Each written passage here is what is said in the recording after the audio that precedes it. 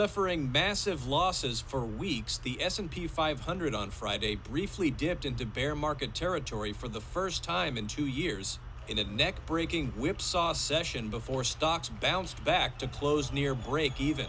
Worries over surging inflation and fears the Federal Reserve, in an effort to contain it, could tip the U.S. economy into a recession have pummeled stocks this year.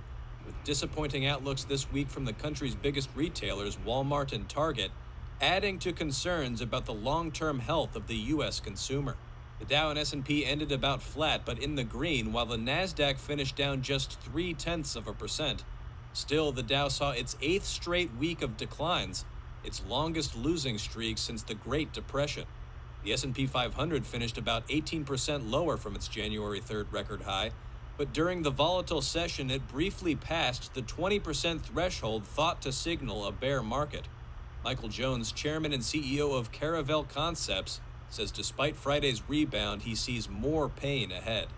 I suspect that we will see the bottom in the stock market probably, in the traditional summer months, particularly maybe August. Because remember, part of this pullback is not just that we're going to have a recession and the Fed is raising interest rates, but also that the market was pretty pricey. It was pretty overvalued as we moved into 2022. So we see a lot of the overvaluation and a lot of the technical support coming in as the market drops a total of maybe 35%. So that would suggest we're about 2/3 of the way through this bear market, but there's still a bit more suffering to come. While not all bear markets have coincided with recessions, data from CFRA research shows that every recession since 1968 has prompted a bear market.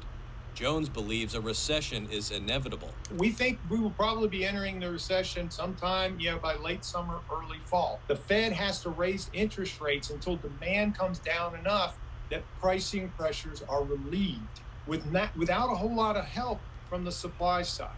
That means you got to have a recession, but the recession doesn't have to be very long. Entering a bear market would mark the end of a rally that sent stocks to record levels during the global health crisis, on the back of unprecedented stimulus from a Federal Reserve, which is now reversing its policy and unlikely to come to the market's rescue.